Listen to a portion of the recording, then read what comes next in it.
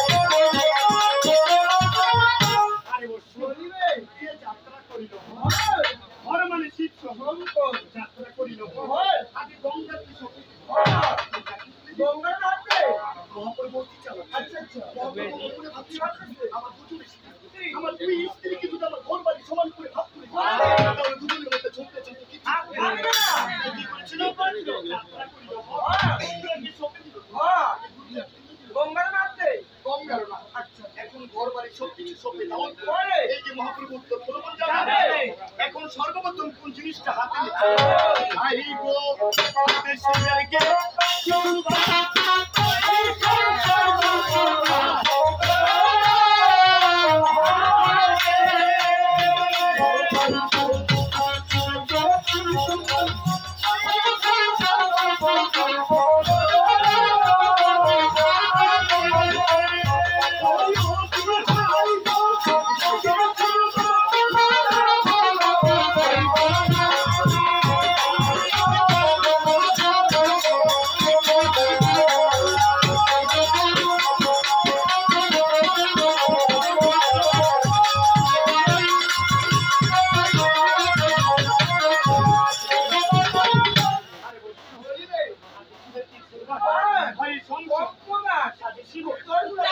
যখনই মহাপ্রভু ত্রিশূলটাকে হাতের মধ্যে নিয়েছিল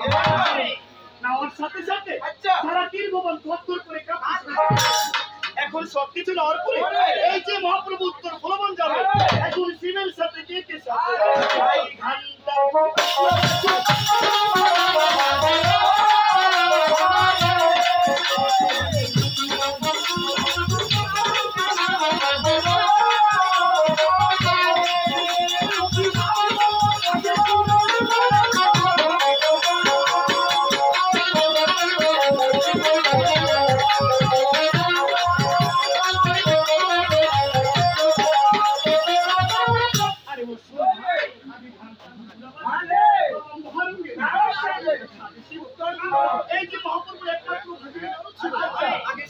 সাজতেছি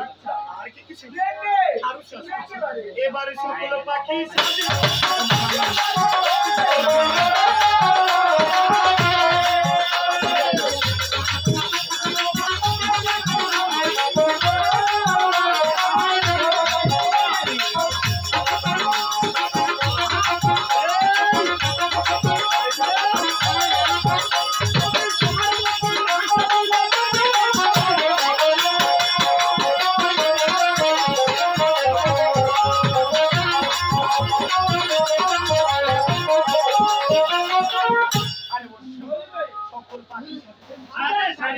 সবার মধ্যে না যথেষ্ট পাখি ছিল একমাত্র পানি করে যেতে কেন জানো যখনই মহাপ্রভু সাজাপালা করছে পানি করে মনে মনে ভাবছি আমি যে আমার মহাপ্রভুর সাথে উত্তর আর নদী পুকুর না পেলে মাছটা পেলে রাস্তায় কিন্তু আমাকে তাই পানি করে ভাবছিল মহাপ্রভু সাজাপালা করছে এই সুযোগে আমি পানির মধ্যে ডুব দিয়ে কিছু মাছ আমার সাথে রাস্তায় খাওয়ার কথা মাত্র সে ডুব দিচ্ছিল পানি পড়বে ডুব থেকে উঠে লাগিয়ে মহাপ্রভু উত্তর পূর্ব চলে সেদের সাথে কিন্তু পানি পড়ি কেন জানো একমাত্র পেটের জন্য কেননা পানি পড়ি তার গুরুর উপরে ভরসা করতে পারে যাক এভাবে বলে গেলে আমাদের গান কেউ শুনবে কি না কি বলে যাচ্ছে তাই আমাদের দর্শককে আনন্দ দেওয়ার জন্য আমরা অভিনয়ের মাধ্যমে কিছু তুলে ধরবো সংসার সাজাইতে একটু সময় লাগে এই সময়টা আপনাদের কাছে আমি চেয়ে নিচ্ছি যাক তাই এখন অভিনয়ের মাধ্যমে দেখবো মহাপ্রভু কিভাবে সাজতেছে আগে কিভাবে গঙ্গা দুর্গা স্ত্রীর কাছে বিদায় নিচ্ছি কেমন করে উত্তর করবে অভিনয়ের মাধ্যমে